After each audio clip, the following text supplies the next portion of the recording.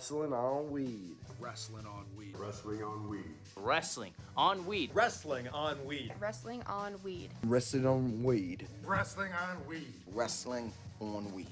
Wrestling on weed. Wrestling on weed. Subscribe today. Otherwise, we're gonna have a problem.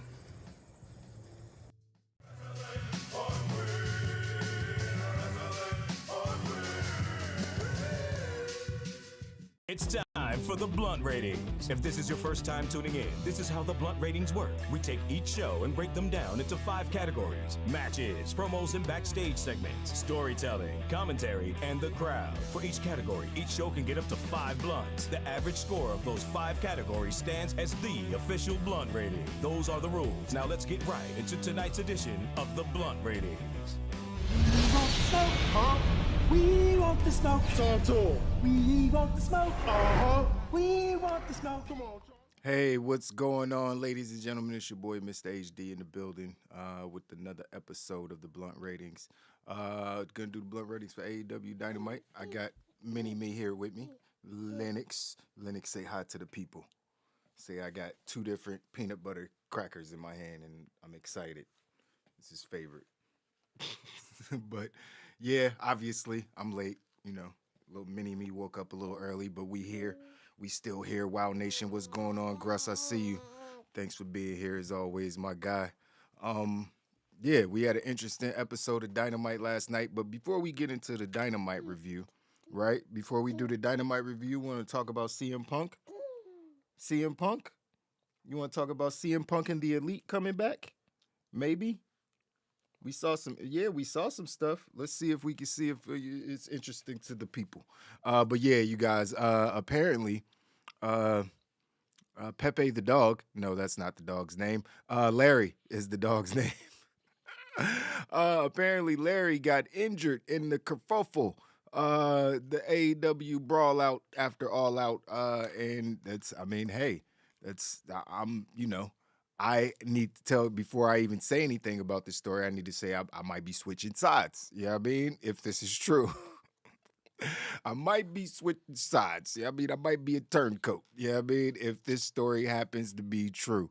But apparently, CM Punk's dog Larry was injured in the backstage fight. Obviously, if you watched Dynamite last night, don't do that, kid. If you watched Dynamite last night, you saw that there was a promo for the Elite potentially coming back. Their images were burning from the photos. It was interesting. I liked it. I guess it was teasing them making a comeback, which is cool. I'm with the stuffs. I gotta watch my mouth now, you know what I mean? But yeah, I'm with it. So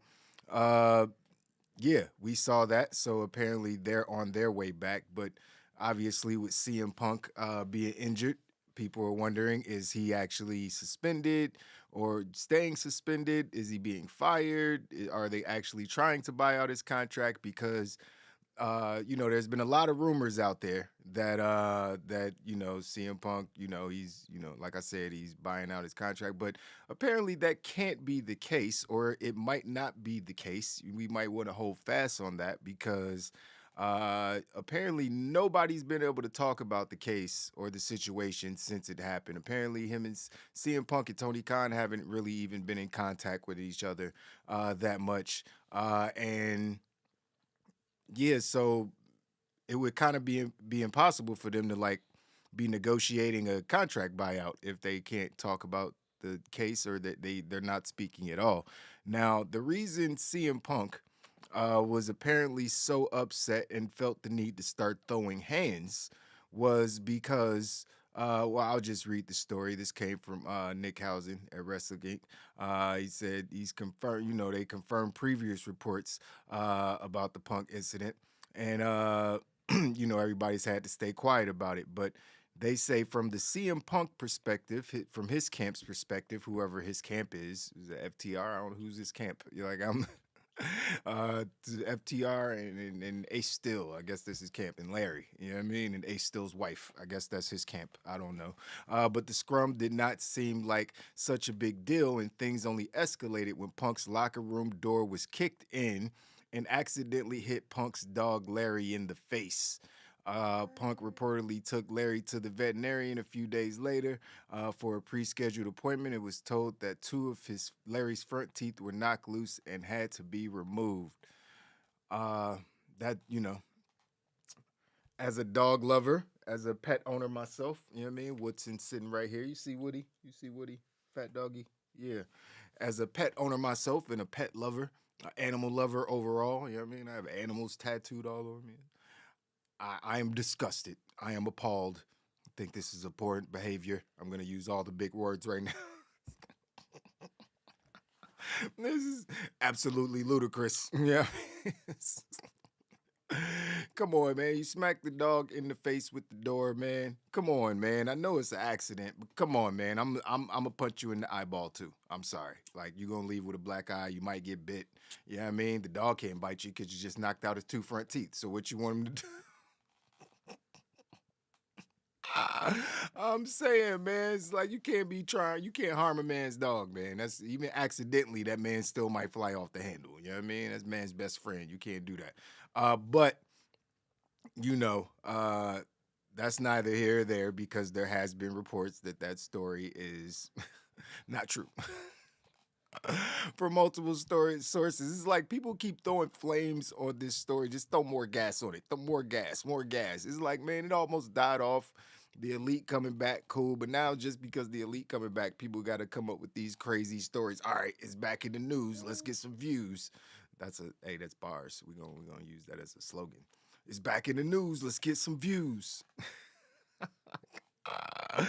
Oh, man. But yeah, so apparently this story was all made up. Dave Meltzer from the Wrestling Observer, obviously, old Melts, said he had gotten stories from both sides and that the part about the dog had never been mentioned. Meltzer noted on Wrestling Observer Radio. Meltzer later stated on a message board on his site in response to some of the members that anyway, multiple eyewitnesses said that the dog story was a total fabrication. If it was true, the end of the investigation would have been that Punk would be the one staying. Well, somebody accidentally, I don't know if they gonna fire the Elite for accidentally, hitting the dog with the door. I don't know if that's the reason to fire them. And there's no confirmation that CM Punk is actually gone. So I'm still like, I don't know. Things seem a little. It's just more gas, man. They just throwing more gas on the story, man. I'm like, I don't know if any of this is true. Meltz saying part of it is true. Meltzer just be like, whatever I say is true, and whatever they say, I got sources that says it's not. It's all wrong. I'm right. Everybody else is wrong. It could almost be that, but I'm not too sure. You want to get down? Okay. Hold on. I'm dedicated to the show. Oh, man. Here you go, buddy. Here. There you go. I'll put it right there. Yeah, you can play with Woodson. He just sticks his whole hand in Woodson's mouth, and Woodson just sitting there like, man, what you want me to do? I can't bite you. What you want me to do? You want me to lick your hand? He just get his hand slobbered on. Hey. Oh, you can't go anywhere. I got the door locked. Yeah, so this is getting interesting, man. This is getting interesting. Let me see what y'all talking about. KGM was cracking, man. See you slid up in here. The Elite will return to save AEW from the Hill Boss. Is Tony Khan the Hill Boss? I don't think he's the Hill Boss. I mean, he's a dumb boss, a bad boss. I don't know if he's a Hill Boss. CM Punk through hands, because if you don't, you end up like Jordan. Hey, that's real rap. That's real rap. You can't just somebody walk up on you. You know what I mean? You gotta get busy. You ain't getting out the door. It's locked, man. He trying to get out. He mad he can't get out. But yeah, so yeah, I mean, I can't argue with that. You know what I mean? If somebody approaching you aggressively, you know what I mean? That's how I go. You know what I mean? You ain't gonna walk. If I feel like you about to walk up and punch me in the face, I'm swinging first. It ain't happening. It ain't happening. What Grush say? Sounds like someone kicked. Someone kicked Larry. I mean, that would be messed up if someone actually kicked the dog. That would be crazy. That would be because then somebody if you kick the dog, then you're definitely getting fired. Like that's animal abuse. Like that's not cool. Like why are you kicking dogs? Like that's not okay. So, but I hope no one kicked the dog. That would be savage. And but now there's Mel's is saying it's fake. I'm like, but the dog had to have his 2 front teeth removed. That's real because they could just check the vet records. So that's got to be real. Did CM Punk just pay the doctor to remove the dog's 2 front teeth for nothing? He's like, yo, I got this situation. If you can help me out. But the dog's teeth are fine, Phil. I know, I know, but you're not hearing me. I have a situation, so I need you to remove my dog's 2 front teeth. I don't know. Maybe that's what happened. We'll never know. I mean, maybe we will know. As dirt sheets keep coming up with more stories, I think they're just trying to convolute it to the point that they get, they just want to keep it in the news. You know what I mean? So I don't really know. It's weird. KGF said I cussed my homeboy out one time because he said he was gonna F my dog up. My dog was in the wrong, but it's ride or die. Facts, man. It's facts, bro. You ain't about to do nothing to my dog, bro. Man, you can go one-on-one, but you ain't touching my dog, man. That's dead ass, bro. Man. That's a no-go, man. That's a no-go. Dog is an animal. He don't know no better. If a dog is bad, then, you know what I mean? You would normally blame it on the owner. So take it up with the owner. You don't abuse no animal. It's an animal. Don't have a human brain. People be weird with that. I don't know, man. I'm just, like I said, animal lover. What Gruss said was true. Sounds like somebody kicked the dog, you think? Y'all think that's... Oh, wait a minute. What you say? I see TK going heel and cosplaying Vince McMahon using the firm and MJF as his corporation. MJF playing corporate. Yo, that would be fire. That would be fire. Yeah, that would be fire. That would be fire. That would definitely be a... I mean, they copy everything else. Why not at this point, right? They'd stolen a bunch of other WWE ideas while also trying to diss WWE and say that they're nothing like them at the same time. But why not? At this point, everyone hates Tony Khan and thinks he's a dumbass, so we might as well lean into it, right? You know what I mean? It's like I feel like he should just lean into it.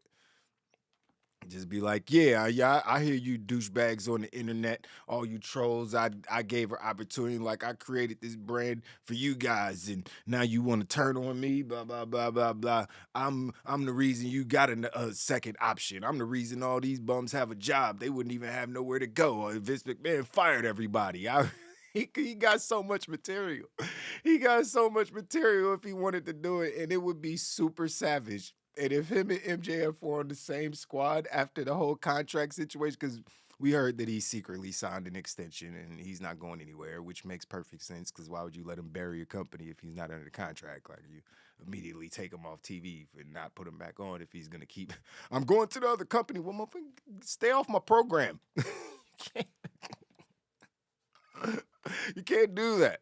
But clearly, they're not worried because they probably already have him signed up, I would assume, unless Tony Khan is a horrible businessman, which would make no sense because he's a billionaire. So, but that is an awesome idea for him to just go heel. Maybe not full McMahon because he can't wrestle.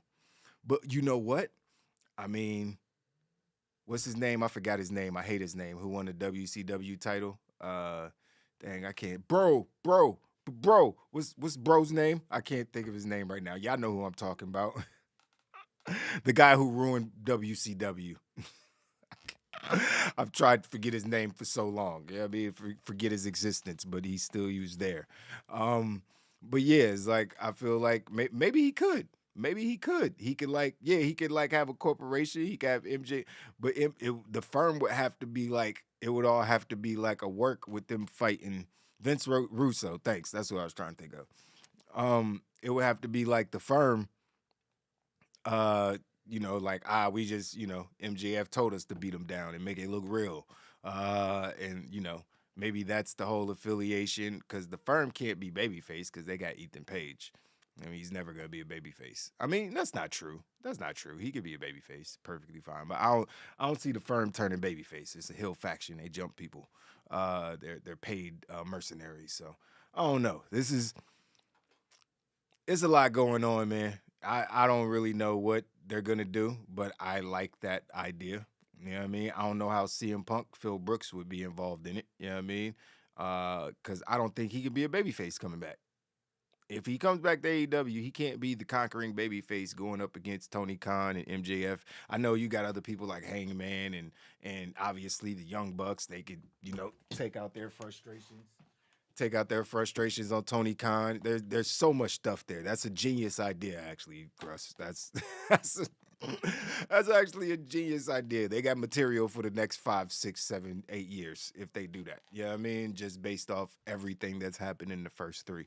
So I would love to see that happen. Somebody needs to get that to the writers' room immediately.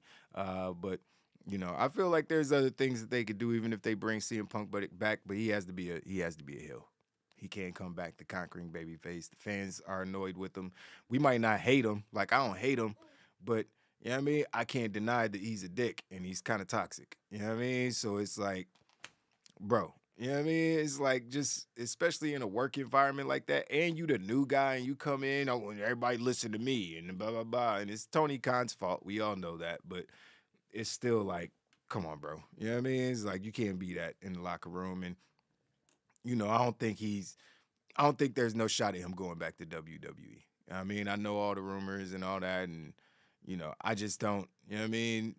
Roman Reigns has been public about not liking him. Triple H got beef with him. Like, these are the top people in the company. You know what I mean? He said, the company wouldn't be good again until Vince McMahon died. I mean, he could have just said or got caught in a scandal and got fired. But he went to the extreme. You know what I mean? But he went to the extreme. Can you finish the one peanut butter cracker before you start reaching for the next? It's a little greedy. It's all good. Get them gains, son. Get them gains. That's right. We about to work out. We about to hit these push-ups as soon as we done. He be doing them too. You guys see he be doing push-ups, hit his little squats. You know what I mean? Gonna be a baby superhero. Here, man. What are you looking for? Sorry, guys.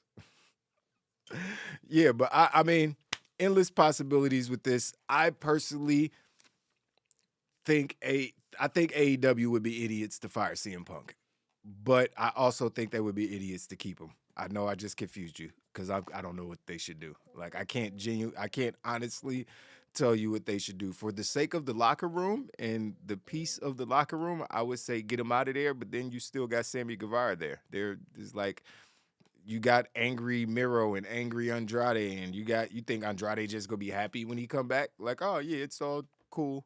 You know what I mean? You have to send him home because he wants to leave. Like, Aleister Black don't even want to be there. You just won't let him out your contract. It's not a pleasant locker room. It's not what it was. You know what I mean? When it first started, before you start bringing all of the like, Vince McMahon will fire him, you bringing him in. Vince McMahon fire him, you bringing him in. Everybody. Now it ain't no room, and I could 1,000% understand the Lance Archers and I mean, he's on TV, but Brian Cage ain't really on TV. Wardlow's on TV, but they ain't really doing shit with him.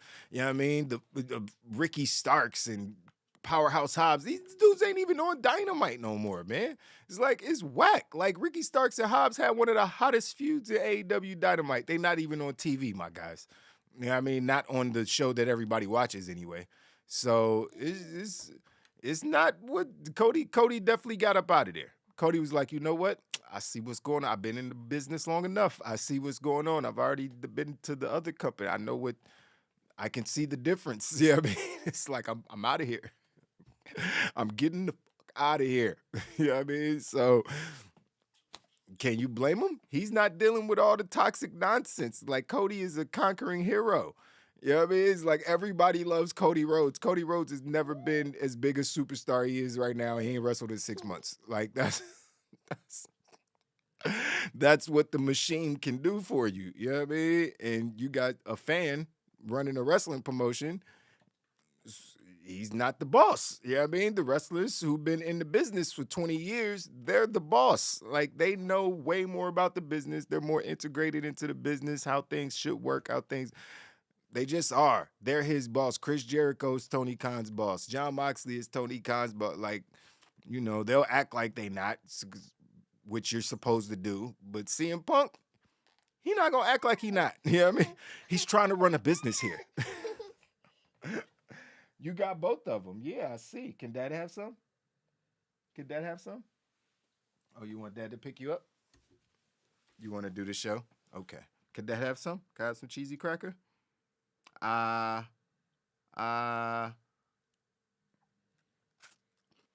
Thanks. Appreciate it. So nice. But yeah, man, I wanted to make sure I covered that story for everybody because it's getting spicy, man. This story won't leave the news cycle. You know what I mean? In the pro wrestling world, CM Punk and the Elite, and I mean, it's just gonna keep going because the Elite are clearly on their way back. So this story ain't going nowhere, man. We gonna have to hear it for maybe months until we actually find out what's happening with Phil. Because until we find out what's happening with Punk, we can't really say how the story ends. You know what I mean? Because if he gets fired and Triple H is like, I'm going to just hire him out of spite, which is probably something Vince McMahon would do. But like, Vince McMahon squashed so many beefs. You know what I mean? Just for the sake of the bag.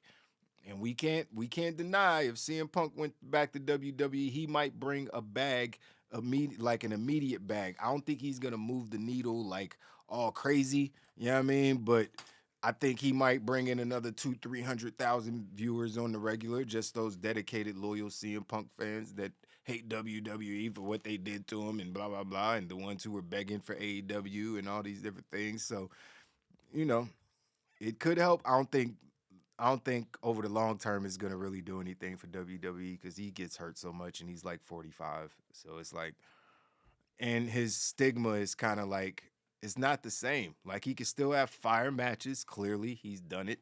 He can still have fire feuds and cut fire promos. He's done it. But it's bringing a 40-some-year-old dude who gets hurt every year, you know, and is super toxic in the locker room. Is it really worth it? You know what I mean? And when you've already alienated most of the people that helped you build the company from scratch, that made everybody fall in love with it. People were in love with AEW from the moment it was created because they were giving the fans what they wanted, and then they just became WWE overnight. It was like Tony Khan felt some kind of, it was like it was just a charity thing. Like, obviously, you bringing in people like Bryan Danielson and people like that, that's not a charity. You do that. That's just a move you make. But then there's a whole bunch of people that they didn't need to bring in. Like, let's just be real. Like, they needed to, you know what I mean? I love Toni Storm. You know what I mean? Good Lord, did she look good last night? Lord, the woman looked gorgeous. I was like, send me that milk, that milky white woman. Please send her to me. Send her to me. Good Lord, she's gorgeous. I love Toni Storm, but she shouldn't be the AEW Women's Champion, period. It's stupid. She should not be the winner. She's been there for a cup of coffee. Put the belt back on Nyla Rose if you need somebody that's entertaining. Toni Storm ain't even entertaining, my guy. Let's be real. She looks good and she can wrestle. But she's not entertaining. Like, what is her gimmick? Like, what is her gimmick? I don't even know what it is. She don't have one. She just looks good and she can wrestle. Her gimmick is she got the peach. You know what I mean? She got that peach. She got that apple bottom. You know what I mean? That's her gimmick. That's why it's one of her moves. She makes sure the accent that joint with the arched, you know what I mean, short shorts. Yeah, she know what she doing. Like, it ain't. But she don't have no character, man. Like, she just the girl who can wrestle. You know, Thunder Rosa, you know, she's stiff and people don't like her, but at least she kind of got a character. The crazy luchador-is chick, you know, kind of whatever. And, you know, Britt Baker got a character. She's a whole dentist. Yeah, she got. Even Jamie Hayter kind of got a character with her tough girl doing the flexing and the posing like she's that character. Jade Cargill obviously is an Avenger. That's her character. She's an Avenger. Nyla Rose is the Beast. Yeah, I mean, they got character. Toni Storm got a character and she's been there for like 5 weeks. Why does she have the title? I'm sorry. And she's salty at Thunder Rosa for not putting her over in the mat. Like, I get that. That's fair. You know what I mean? Unless she's actually injured, then shut up. It don't matter. But not you, kid. You don't shut up. You matter. But yeah, gotta make sure they soak words in. They don't know what you do. You talking to. But yeah, so yeah, man. It's just I don't know, man. They got a lot good. They've alienated the locker room. I'm just going on a tangent on Tony Storm. I'm sorry, Tony, if you see this. I ain't mean none of it. I was just playing for the chat. I ain't even. But oh man, but yeah. So I don't know, man. They need to get Punk up out of there, in my opinion. But then you might let him go to WWE and get the bag. But it might overall be better for the locker room. So I don't know. I can't tell you guys what to talk about, or what they're gonna do. But apparently everybody is still banned from talking about it. So don't expect to hear anything from the Elite or any promos or anything like that when it comes to Case or Punk or Ace Steel or Larry or Ace Steel's wife or anybody that was in the vicinity. Don't expect CM Punk to be commenting or the Elite to be commenting, or probably even Tony Khan, unfortunately, to be commenting on what's going on behind the scenes. Is there anything else from that story that we need to get through? I think that's pretty much it. Outside of the fact that we know that the Young Bucks are going to be back soon. So I just wanted to get that news out there before we got into the Dynamite review. We got to talk about Dynamite because Dynamite was a good show. Fire wrestling on the show. I'm like, every time I watch Dynamite, I be like, yo, there's too many good wrestlers. Like, there's too many. It's, how do you ever have a bad match with this many good wrestlers? Even the women's match was pretty good. Yeah, I mean, I ain't gonna lie. The women's match was pretty good last night. They got a little time. It wasn't a lot. You know what I mean? Still need some work on that. But,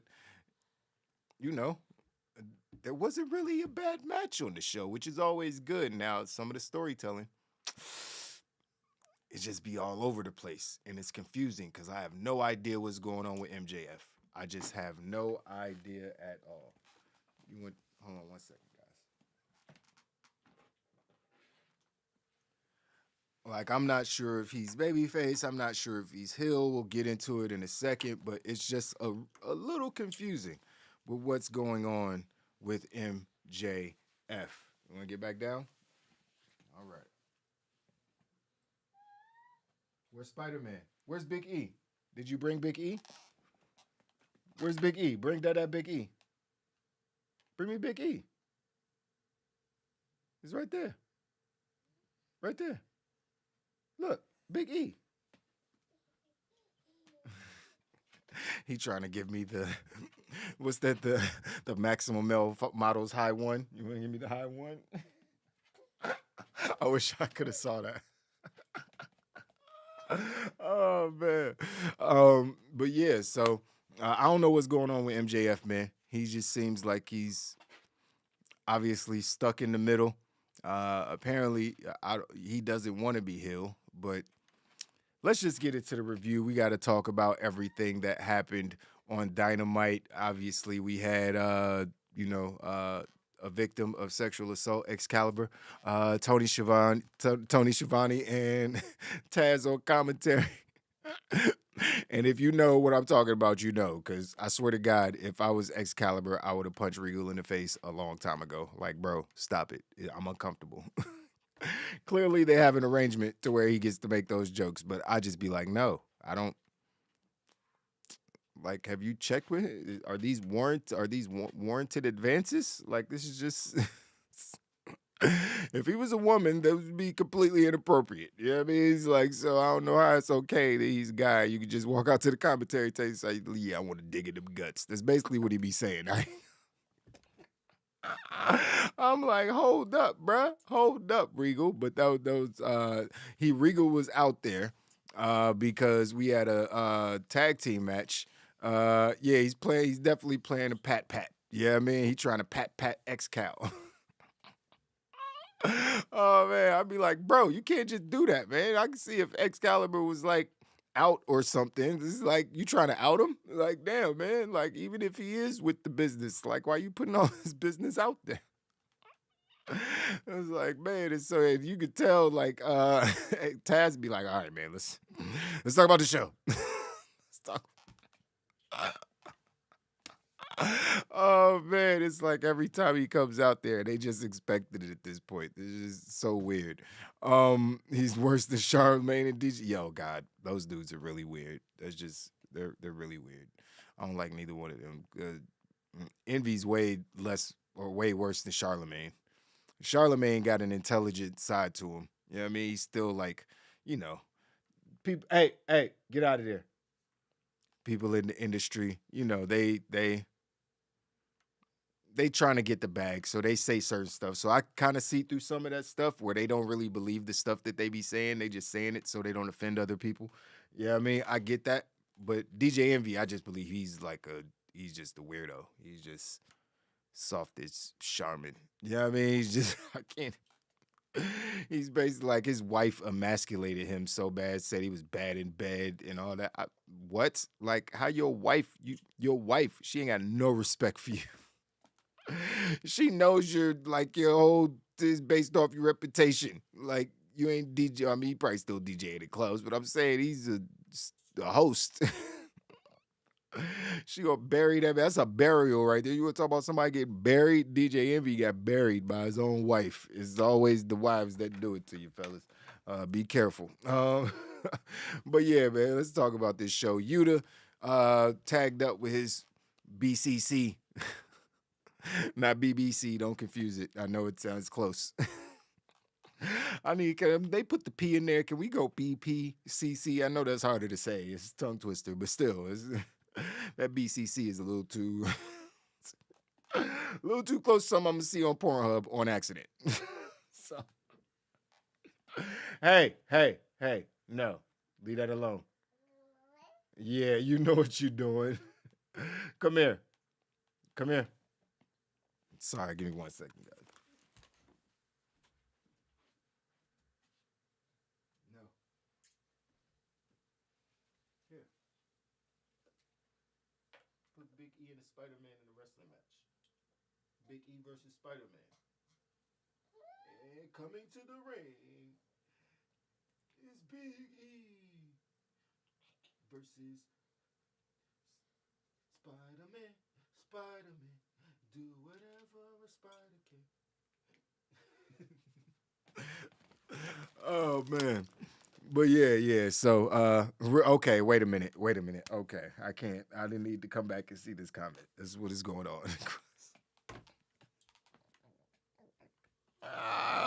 Well done, sir. Well done, sir. You gotta give him an applause for that one. That was well done. Excellently executed. You're the Bret Hart of puns. Well done. Big E better go over on Spider-Man. I don't know. He got them web shooters. Oh man, we doing this collection of action figures. We up to like 6 now. You know what I mean? So we getting his action figures right. I bought one and, you know what I mean, the head popped off. I almost had a heart attack. I was like, oh, I didn't know that was detachable. So now I have to be extra careful about which toys I buy. You definitely will pull them apart. You'll end up swallowing a piece. And yeah, I don't need those problems. Shout out Erica, Mina. Ring of Honor Dynamite was spaghetti without meat sauce. Okay, but not great. Just regular sauce. That's the worst. Just the regular sauce with no meat sauce. Like, who makes spaghetti like that? You don't put no meat in it? Like, no ground beef, no ground turkey, you know what I mean? No ground lamb. You don't put nothing in it? Like, nothing? Just the sauce. So you just put it in a jar and you just dump it on top of you warm it up. How does it work? You don't do nothing to it. You don't put no seasoning on it. Might as well just get a spoon and eat the sauce out the jar, bro. At that point. Not putting no meat in spaghetti sauce. It should be a crime. Also, just as much as a crime is putting sugar in spaghetti. Who does that? What planet are y'all from? Anyways, back to wrestling. This show gonna be 6 hours. Oh man, but I missed you guys. I want to get to being able to do 2-hour streams. It's really hard, obviously, being a single dad with a 2-year-old, or almost 2-year-old, running around crazy. But he's trying to climb in the chair so he can sit back and watch. Just stand on what's in back. He'll give you a boost. But Willa Yuta and Claudio Castello castor oil? Casper the Friendly Ghost. No, Castagnoli. It sounds like a pasta, speaking of spaghetti. Okay, the show has been completely derailed. I'm sorry. How do we get on pasta and spaghetti? Fucking Gruss, that's how. But yeah, so these guys had a tag team match. They went up against who'd they go up against? Hager. No, not Hager. Damn, who'd they go up against? Jericho and Garcia. Jericho and Garcia came out, obviously as part of the JAS, the Jericho Appreciation Society. And what can I say about this match other than it was really, really good? All these dudes can wrestle. Cesaro was the star of the match. Cesaro somehow is getting better in the ring. Like, I don't know. It's so confusing because he's always been good. I don't recall a time that Claudio, sorry. I don't recall a time he was ever bad in the ring. And Daniel Garcia is really good in the ring as well. Like, I liked his ground and pound reversal stuff that he did in the match with Willa Yuta, because obviously they have their little thing going on, so they got hands on each other for a little bit. But like I said, Claudio was the star of the match. At one point he did the giant swing after busting out a bunch of moves already. He did the giant swing, and then Garcia jumped on his back. Looks a little too contrived because you could just get off his back. You realize that you're the one holding on. He's not holding, his arms are holding the other. You could just let go. Just putting that out there.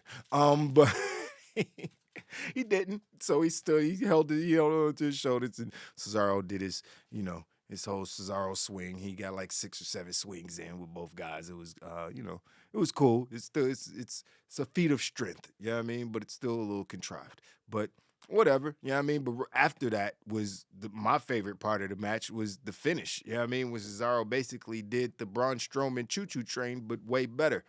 He basically hit because JAS had, Matt and Jake Hager was out there and Angelo, they were all out there.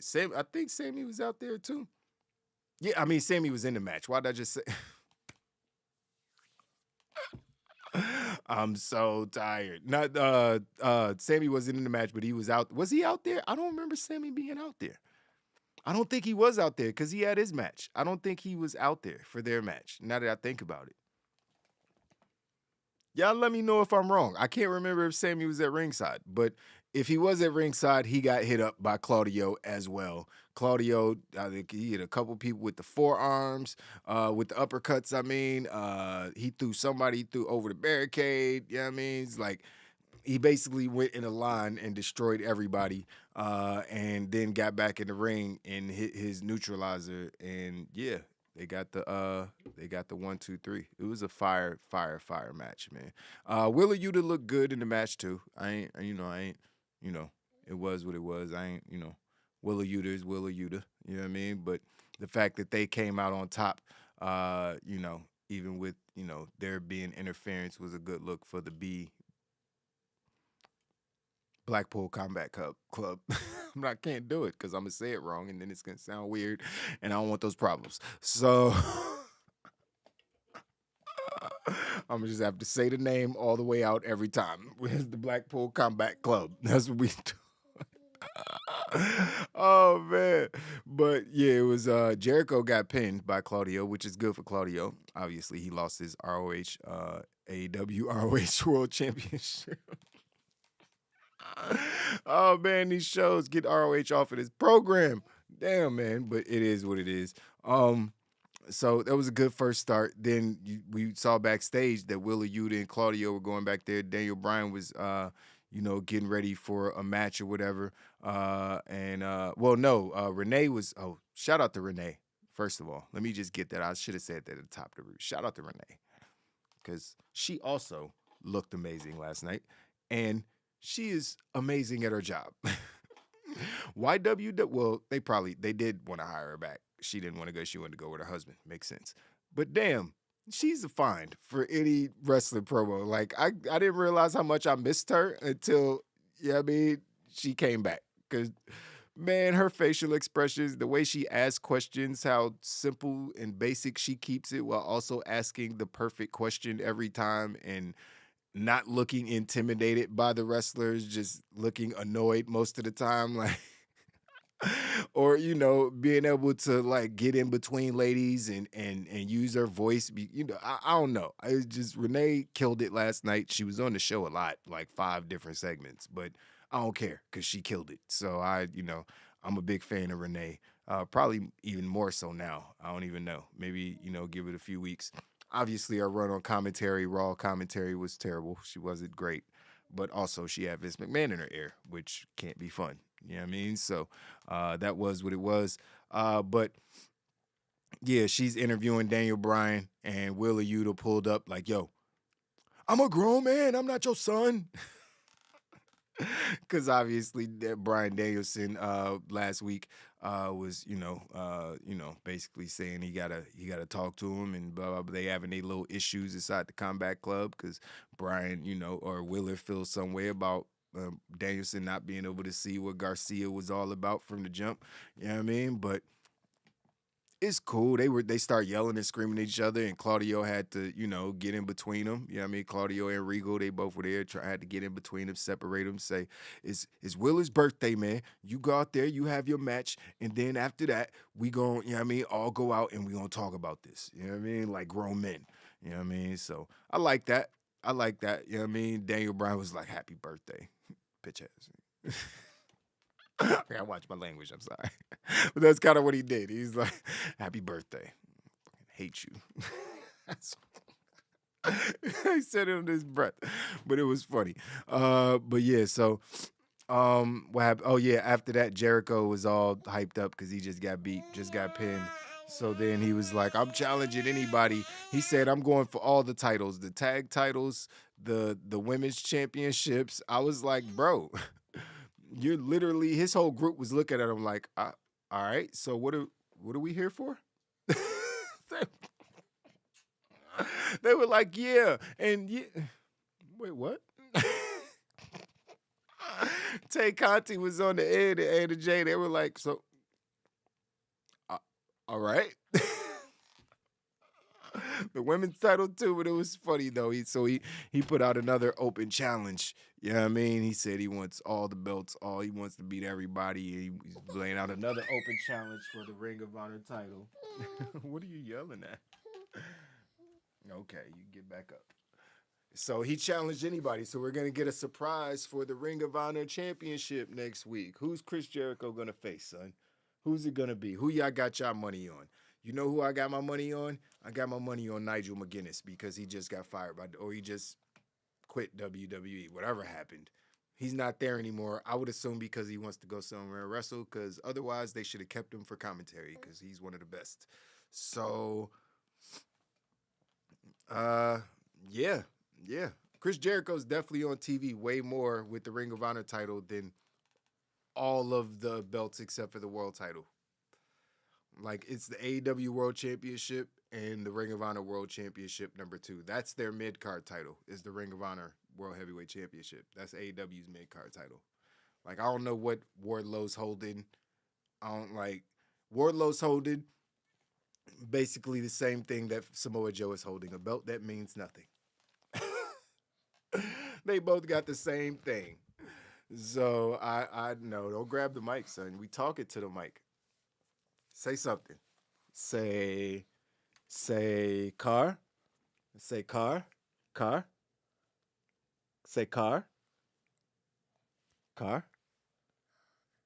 Say eat. Come on, you know the words. Now you want to be shy. He know how to say the words. We know like 5 words.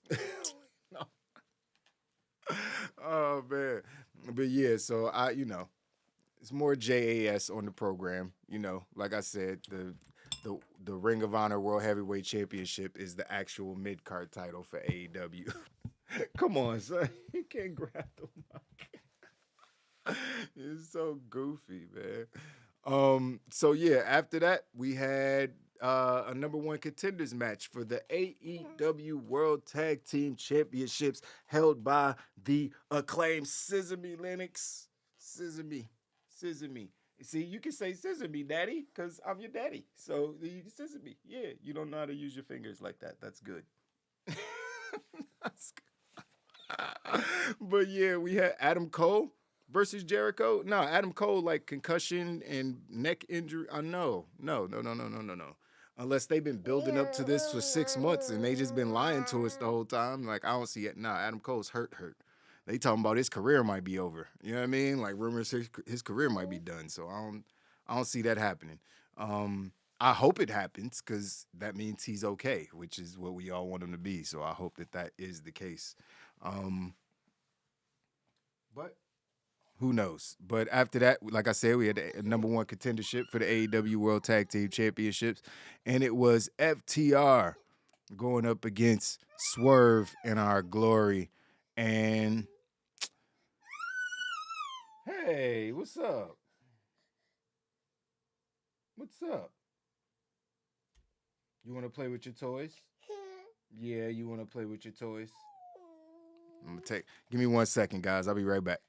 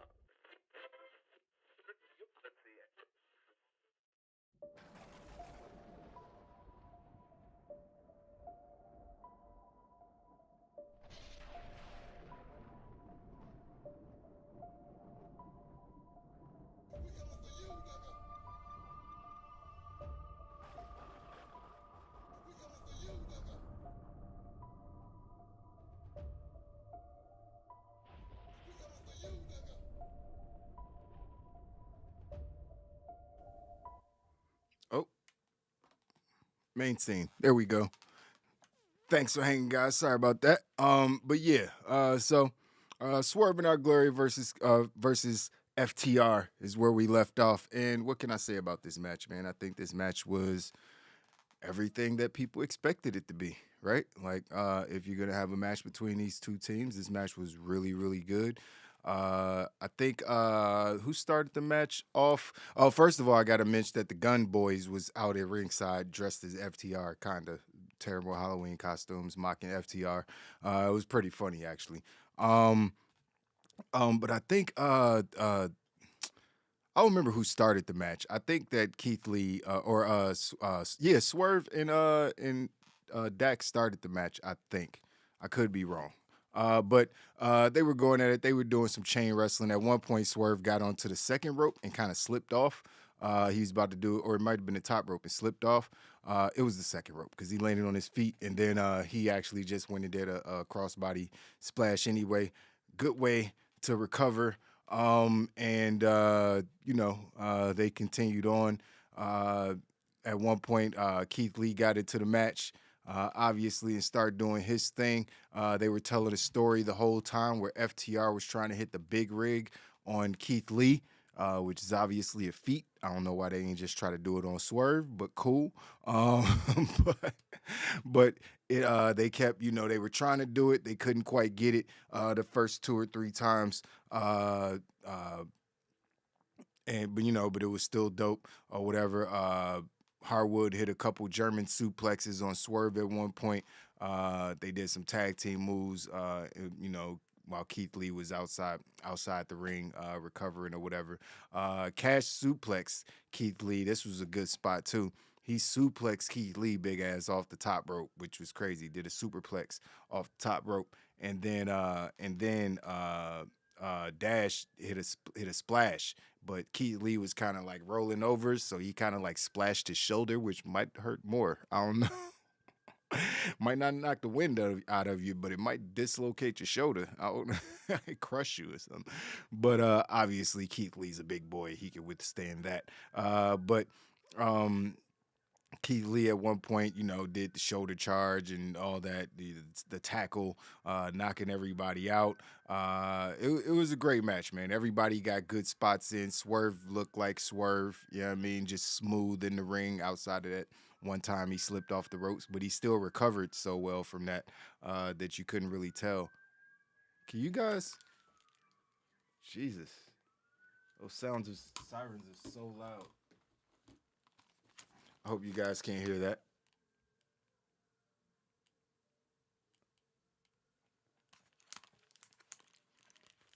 I hope you guys can't hear that. How did he...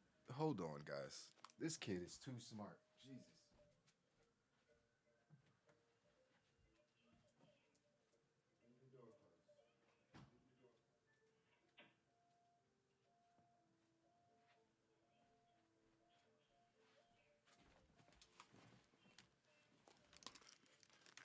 Oh, my son is too smart, man. Jeez, he's not gonna... He just go keep opening the door. He knows how to open the doors. That's a problem. He just does want the door closed. He just opens it and sits back down in front of the TV. It's like, don't be locking me in here. Sorry, guys. We gonna stop pausing. But the match was getting a bunch of "This is awesome" chants, but it was definitely pretty awesome. I have one. He has a whole playpen. I just didn't put him in it. I like to let him. His whole room is baby proof, so I just let him roam around in his room. I don't like having him in the playpen is actually pretty giant size, but still, I ain't trying to cage the kid up. That's why we have monitors everywhere, so I can make sure I'm watching him at all times. But yeah, so this match was really good. They did eventually hit the big rig on Keith Lee and got the 1, 2, 3, and they were able to do that because Swerve couldn't interfere. Because Dax couldn't interfere. Because I'm sorry, I said they hit the big rig and got the 1, 2, 3. That is not what happened. What am I talking about? They hit the big rig, but it didn't get the 1, 2, 3. Keith Lee actually, Swerve made the save. It was cackling outside the ring like he knew he had just did something big. But they got the win because Swerve, like, is Cash was like leaning on the ropes, kinda from getting hit or whatever. Like he low blowed him. You know what I mean, from outside the ring. You know what I mean? Gave him a pretty vicious low blow. And Keith Lee didn't see it. He had his back turned. So, he just, when he turned around, he saw him, hunched over. So he just grabbed him and hit him with the Big Bang Catastrophe. Is that what we're still calling that? I don't even know if that's still the name of his move. But that's what it was when he was in WWE. So, And yeah, so now Swerve and Our Glory are the, number one contenders. Everybody mad about Dax and Cash still not being able to get the a tag team championship match, but they shouldn't. Not when the Acclaim holds the titles, because they just gonna lose. Because the Acclaim should not be losing to nobody right now. That would just be a bad decision for the Acclaim to lose to anybody right now. So we're gonna get the trilogy. We need the third part of the trilogy between the Acclaimed and Swerve and Our Glory. And just like the first two, it's going to be fire. The first match was the best out of the first two, but they both were good. You know what I mean? So I'm expecting another fire match from the third one. But Swerve, Dax was, or Cash was outside the ring when Dax was getting pinned, and he couldn't help because the Gun Club were out, in the audience, and they kind of held him so he couldn't get in there and make the save, which was I guess cool storytelling. You know what I mean? Still, it's like Aubrey Edwards, I think she was refereeing. Was Aubrey? No, she did the first match. I'm not sure if Aubrey, them refs be looking stupid in AEW. I'm going to just say that. They be looking stupid. Like you should know by now when somebody's doing something just to try to distract you. They just jumping on the ring apron, pointing at nothing, yelling about nothing. You should assume they're trying to distract you so the other person can cheat. Like, just... Can we just start assuming that referees? Wrestling's been around for 100+ years. It started at the circus a long time ago. You should figure that out by now. Someone jumps on the ring apron and is in the tag in the match is probably trying to distract you. So instead of focusing on them, I'm about to just continue to watch the match or just kick them out immediately and continue to watch the match. You know what I mean? Jesus Christ. Yeah, they are blind, bro. They are definitely blind. I don't even know what's going on with these refs. But then after that, we got Renee Paquette backstage with Soraya, and Britt Baker interrupted her and told Renee, you know what I mean, or told Soraya, just start talking crap to her, whatever. Soraya's like, you don't even know why I'm here. I didn't know what that meant. But then they start yelling at each other, acting like they was about to fight. And another excellent moment for Renee Paquette. She was like, oh, hey, bitches. Hey, calm this shit. Y'all ain't about to be doing this around here. Hey, calm down. You know what I mean? Y'all want to do this? We're going to do it right. So apparently they're going to have like a little sit-down interview with Renee. She's going to be the Jim Ross of it. And, yeah, that'll be that. So interested to see what happens between that. Like I said, more Renee. So I was with it. Then we had Renee out on the ramp. More Renee. It's all good things. And this was probably the best one of them all because she called out MJF. She didn't call him out, but she invited him out to do an interview. And yeah, this was it wasn't savage because obviously his opponent is married to the person that's interviewing him. This could have been bad. This could have been really, really bad, but it wasn't because MJF just went out there and was kind of doing the baby face thing. But he said, or Renee asked him, should John retain tonight? You'll be facing him at full gear. How do you feel about that? MJF said, listen, Renee, with all due respect, and I do mean with all due respect, when I think of Jonathan. Only one word comes to mind, and that word is mid.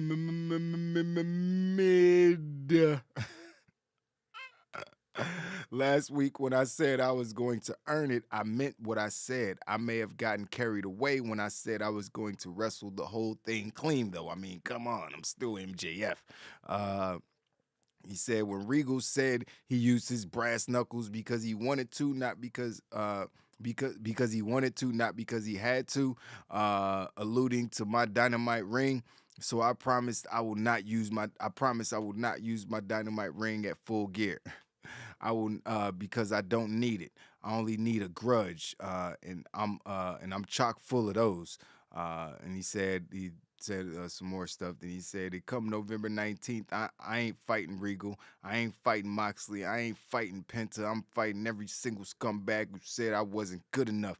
And I'm going to take that chip on my shoulder and shove it down each and every one of their throats when I become the AEW champion of the world. And yeah, he's babyface. That was a babyface promo. That was not a heel promo, and not yet. We'll get there. But then Stokely.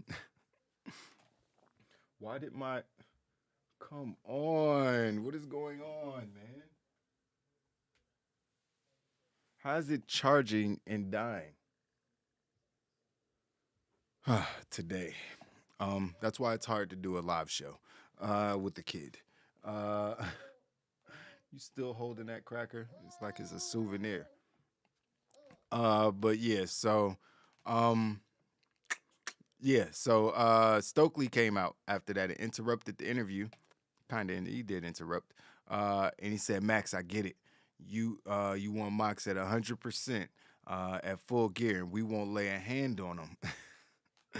And then MJF knocked the mic out his hand. You know what I mean? Which just like, I'm just like, yo, he's really being extra. Like, this all seems like a plan, but I don't know. He said if Moxley gets past Pentagon tonight, because that match is happening, don't ask me why, I need him at 110% at full gear. So none of his little, fanboys have an excuse. You don't look at him. You even look at him, you're fired. Because I guess they're not under contract with AEW. They're under contract with MJF. He has a lot of money. You know what I mean? He's signing all these people to contracts. First it was Wardlow. Now it's all the whole firm. Like he already got a bag. That's why he was renegotiating his contract. He's like, I got to pay people, man. What are you doing? What are you doing to me here? I got to pay these people. I need henchmen. But yeah, so he said that, and then Renee said something else. I don't know. I think this was maybe this was after. Yeah, this was after they left. She was like, "Yo, you can't say no." This was earlier when he said that. He was like, "You can't say all due respect," and then say something disrespectful. He was like, "Renee, with all due respect, shut your mouth." I was like, "No." I was like, why is this guy so good at his job? How is he so good at his job? It cracks me up, man. MJF is hilarious. He also did the whole devil worshiper thing again. He did that. I should have just skipped over it and not even mentioned it. I'm sorry, God. I don't know why I mentioned that. I'm serious. It makes me really uncomfortable. I don't like it. That's why he can't be a babyface. He can't be a babyface. Nobody's buying that T-shirt. That's not a babyface T-shirt. Anybody in here devil worshipers? It sounds like you're an actual devil worshiper, bro, and you're trying to trick us into actually being devil worshipers under the guise of being a pro wrestler. Now I'm suspicious. Who's stupid? Who's crazy enough to just do that? That's a terrible gimmick. That's a terrible gimmick. Horrible, horrible gimmick. Like, even if people are fans of you, which pretty much everyone wants to be, it's hard to, you saw a few people in the crowd. They were searching hard for people, looking real enthusiastic about that shit. People's looking like, well, I mean, I like you. I wear the scarf. I ain't about to, that's a little too far. Because it's too far. Stop that. It's just too far. So, it was what it was. It was another excellent segment by MJF. And Renee definitely boosted it with her interviewing skills because she's super talented and super entertaining because the faces she was making at MJF, you could just see from the thumbnail, she was just rolling her eyes and giving them dirty looks. She don't care. She's she does got a little mean gene in her. She ain't putting up with nobody's BS. You know what I mean? Out there. So I love that about Renee. And she's gorgeous. Mox, don't kill me.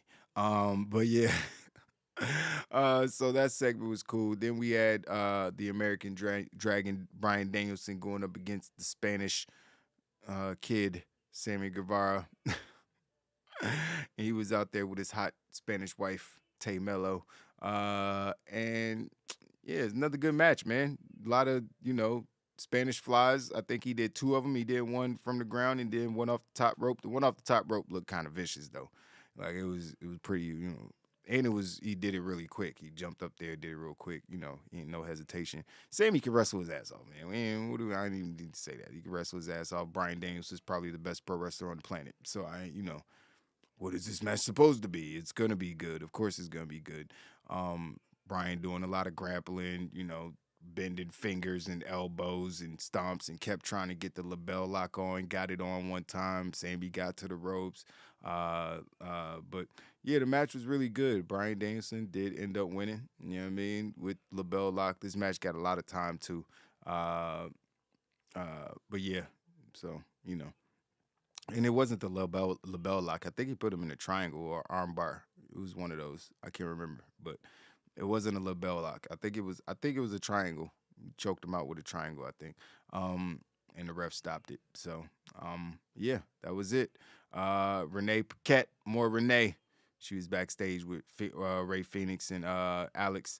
And, he was hyping up his brother, saying, tonight my brother will be double champion. Penta and any member of the Death Triangle could be a double champion. I don't know why he says double champion, but cool. Then Christian Cage and Luchasaurus pulled up, and Christian Cage was like, Luchasaurus deserved a shot at the All-Atlantic Championship ahead of anyone else, because Ray is obviously,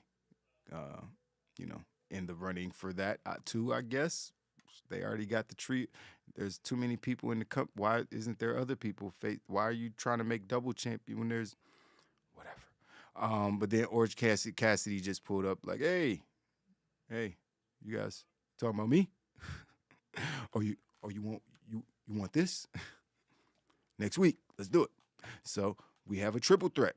Renee was like, sounds like we have a match. And it was kind of like, at one moment, it was like, wait a minute, between who? Who's accepting the match? Which one did he choose? But later on, we found out that it was both of them. We're getting a triple threat. I love triple threats, so I'm cool with that. Then we had a really good women's match. I feel like Renee Paquette had more segments, total time on TV, than the entire women's division.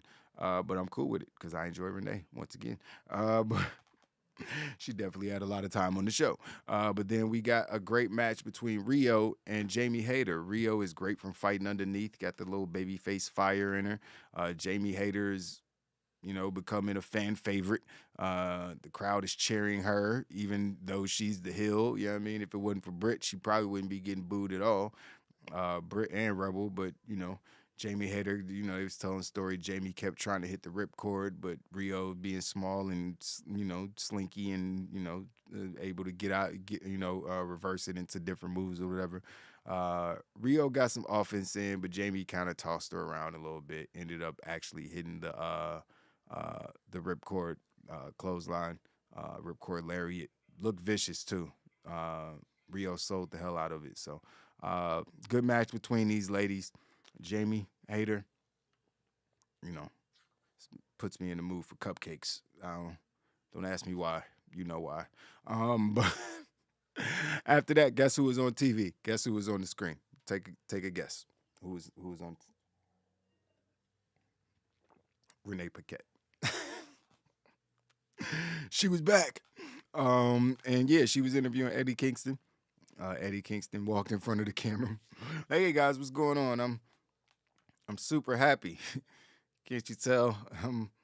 Everything is great. Yeah, that whole thing it's all we talk. I'm super happy. Everything's great. See me smiling. It was actually pretty damn funny. Eddie Kingston is hilarious. I ain't gonna lie. One second. Yeah, Eddie Kingston is hilarious. So, he just, shouted out his boy John Moxley, and his boy Penta, because they, that's his fam too. So he was like, I got Mox tonight though. I think Mox gonna take it. Because Renee was just asking about the match. He was like, everybody else, leave me alone. So I thought that was pretty funny. And then we had the main event of the night, man. We had Moxley versus Penta.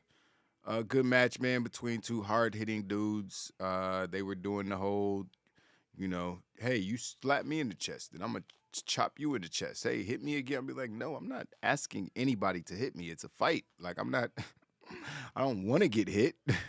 I know I'm going to get hit, but I don't want to. So I'm not going to invite you to do it unless I'm setting you up for something. Like, slap me, then I slap you, then you slap me, and I slap you. Then come on, give me another one. No, I don't want no more. I'm trying to give you something. Like, so it's always a weird spot for me, but it's always funny. But you know, they were going back and forth. Penta, you know, hit a couple moves. The match didn't feel like it went on that long. You know, and then out of nowhere, Mox hit. It was, I guess, the Death Rider. Excal used both names, so now I'm confused because he called one of them the Death Rider, and he called the other one the what? What's the other name of the move? It's got two moves. It's got two names. What's the other? There's two moves. There's one move, but it's got two different names, and I guess it's just based on how high he raises them or something. Because it's the Death Rider, and then it's the what's the name of the move? What's the name of the move? Hold on, let me see if it's the Paradigm Shift. The Paradigm Shift and the Death Rider. And so he called one of them the Paradigm Shift, and then he called the other one the Death Rider, but it was the same move. It was the double underhook DDT. So I was confused. I was like, so which one is it? And how do you differentiate it? I would like to know. But he got the 1, 2, 3. He had his JR moment, right? Yeah, okay. So I'm not tripping. Okay. Because I was confused. Because I was like, is it both? Because, you know, I actually don't know. You know what I mean? I actually don't know. Come on, man. What? That's such a weird thing to say. Now you got to get banned. Do Stacy Big Burger, some weird people on Twitch, man. Shout out to all my friends on Twitch, the people who are not weird. But yeah, man. So I you know, this match was what it was. Not a single soul on planet Earth expected Penta to win this match. So it's kind of just like, why is this happening? Why? Who asked for this? What happened to the rankings? How is Penta the number one contender? This is all stupid. They don't even mention the records or the rankings anymore, I don't think. Maybe they do when it comes to FTR because it's like a glaring hole in the storytelling. So they kind of have to. FTR's mentioned it. So it's like they kind of have to, but I don't know. It was whatever. But then after the match, MJF ran to the ring and started helping out or ran to the ring and, you know, shoved away the Firm because the Firm ran out and started attacking Moxley or whatever because, you know, they're going to do what they want to do, I guess. You know what I mean? They don't care what MJF said, or maybe they thought he was playing, or maybe it's a sinister plot that they're all in on. Yeah, so the Firm was out there beating down Moxley, you know what I mean? And then MJF came out and was like, I told y'all to stop, and shoved all of them. And then they jumped him, you know what I mean, and beat him down. And then Morrissey, Morrissey, went and chokeslammed him through a table on the outside. And MJF got the babyface beatdown treatment. So the Firm stood tall. Ethan Page hit him with a razor's edge in the ring. They beat MJF down. They beat Moxley down, but then they really beat MJF down. So we went off air with the Firm standing tall. They're actually a thing. I think this is good for the Firm because obviously separating them from MJF, you know, even if it's, you know, for a little bit of time, makes them feel a little bit more important. The Firm, a.k.a. Tony Khan's corporation, I mean, I ain't going to argue with that idea, bro. Like I said, that was one of the best ideas I've heard for what to do with this entire situation. If Tony Khan going to be on TV, like, just make him a heel character. Make him the Vince McMahon. Vince McMahon was the first one to ever do that. You know what I mean? To, like, come out of the announcer's booth or from the boss's chair and become an on-screen character like the way he was. You know what I mean? It's like, I'm not coming out giving updates on the program and what's going on or doing commentary. I'm like being an actual character and a wrestler. Tony Khan could even do matches and like have, 6-versus-1 matches against the top babyface. And, he just stand on outside of the ring and cheer on the people beating him down. He could do anything. You know what I mean? Just don't give yourself the title. Don't do that. We don't need another Russo or Vince. You know what I mean? But kind of Vince. Vince was good as a heel. Vince is like the greatest feud in wrestling history might be Stone Cold versus Vince McMahon. So I'm pretty sure it is. I can't. What's better, Dusty Rhodes and Ric Flair? You gonna tell me that's better than Austin and McMahon? Changed wrestling. It changed wrestling forever. It's the greatest wrestling feud of all time. And The Rock and Stone Cold might be number 2, but Vince is definitely up there with Stone Cold. He has he's had great rivalries with other people too. Undertaker, his own families. So if Tony could pull off even a little bit of that, I would be 100% impressed. Honestly, I would be extremely impressed. So the Death Rider is when he lifts him up high and like pile drives him more than, okay, I got you.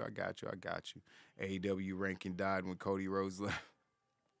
He took the ranking system with him. He said, like it was a bad idea. I told y'all from jump. I'm taking it with me and I'm throwing it at the bottom of the ocean. MJF and Mox versus Ethan Page and Morrissey in a tag match next week. Has that been confirmed? That would be fire if that was confirmed. Yeah, I wouldn't mind seeing that.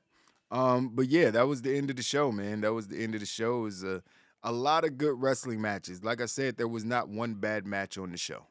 There was no squash match. I mean, there was no, you know what I mean? There was none of that. Like, it was like 5 matches. They were all fire. They all got a decent amount of time. You know what I mean? Even the women's match. So, you know what I mean? Wasn't bad at the show, man. The storytelling was a little confusing because MJF can't be a babyface asking people to be devil worshippers, man. That's not how life works. That's just, I'm sorry, not my life. I can't. The more he says that, the more I'ma just like stop popping for the stuff that he does. I don't be thinking about it because it's not something I want to think about. But then it's like once he brings it up again, I'm gonna be like, oh yeah, that's why I can't cheer for him. That's why I can't even enjoy this now. This is I know it's scripted, but it still makes me uncomfortable, bro. It's just I feel like I'm gonna get struck down by lightning for watching this. Eric Bischoff was the first heel ball. Oh, you're right. Sheesh. How did I just... Damn, he was. Because that definitely happened before. That's why Vince did it, didn't he? That's why he turned heel. Was he doing stuff with DX before? No, I don't think... That was the second go-round, really, when he started fucking with DX. Yeah, I mean, yeah, you're right about that. Can't argue with that. Eric Bischoff was definitely the first heel boss bringing in NWO.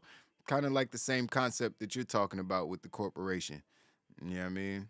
Except for, the NWO was way cooler. way, way cooler. So, yeah, man, that's it for the show.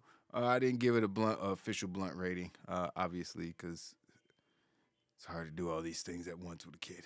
But yeah, still here, still live, still rocking out with you guys, and I appreciate you guys rocking out with me. I'm going to go be a dad for the rest of the day. Well, I'm a dad for the whole day, but you know what I mean.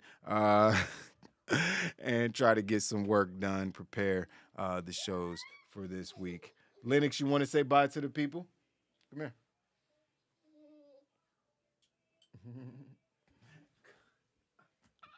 He does his thing now where he likes to fake me out. I showed it to him. I should have never showed it to him. He's like, yeah, I'm coming. Psych. It's like, all right, I'm not chasing you, kid. But yeah, it was a good show, man. It was a good show. And hopefully they can get something popping before Full Gear, and help us figure out a little bit what MJF is doing. Or maybe we'll just find out at Full Gear, and that's when he'll do the heel turn. Kid, a heel turn heel? I don't know how that works. Just stop calling yourself the devil. I was cool with you calling yourself the devil, but don't ask me to call myself a devil worshiper because I ain't worshiping no other human being, first of all. And I definitely wouldn't worship one that calls himself the devil. That's damn it, MJF, stop ruining the gimmick, man. Who came up with that stupid shit? Who did that? It's bad. That's the worst thing he's came up with in his wrestling career. I'm just putting it out there. I hope he changes it. But that's it for today's show, man. I appreciate you guys being here, locked and loaded as always. Gruss, KGM, Dave, I see you in here, my guy. Thanks for sneaking in the chat. He said they forgot about the AEW Trios Championship. As soon as they took them off the Elite, they forgot about them shits. They putting them belts right back on the Elites. Why the hell are they trying to make double champions when they already got too many belts, too many wrestlers that don't have opportunities? Why don't you give other people who don't have those belts opportunities to win? Or you try to make double champions? Shut up. Tony Khan is weird, man. I don't know what he's doing. Need to just put Daniel Bryan in charge of the whole company. Let him book and everything. But rewatch last Rampage. I had a Wild Nation sign in the crowd. Stop playing, KGM. Did you? Were you at Rampage? You said rewatch last week's Rampage like I watched it once. You funny. You real funny. You thought I watched that show? Come on, man. I'll go watch it. I'm definitely go watch it now. If that's true. You was wearing a yellow shirt? Bet. My God. Hold on. Can we get a one time for the homie? One time for I didn't mean to play that. But yeah, one time for the homie KGM, man. You know what I mean? That's love right there, bro. I appreciate that. Man. Attention, Wild Nation! You know what I mean? Y'all salute the homie KGM. That's big right there. I'm definitely about to go find that and screenshot it and post that on the gram. So you better not be playing with me, bro. I'm definitely about to go watch this episode so I can find this. Oh man, so yeah, I'm definitely gonna do that. That's what's up, man. Hey man, salute to you, my guy. You know what I mean? That's why I gotta make sure I show up to do this show, even though I have a kid who's running around the house and destroying things. You know what I mean? So yeah, I gotta go find that and post it to the gram. That's facts. You know what I mean? I appreciate that, my guy. That's love. Wild Nation, man. I salute y'all. KGM, salute to you, bro, for being here. You know what I mean? Day one. You know what I mean? Day one oos. You know what I mean?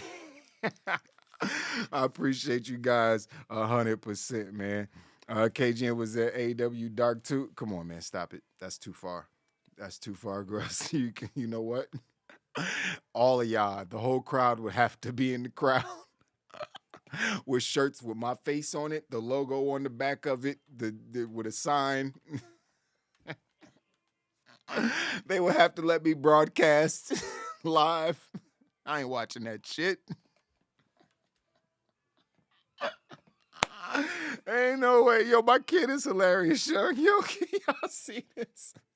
Look at oh, he stopped. Oh, there he goes. He's yo, he's nuts. Oh man, I'm gonna get up out of here before he goes to get into something he ain't supposed to. I see y'all later, man. It's your boy, Mr. HD. Hey, KGM, man. Salute, my guy. I'm about to go find that right now.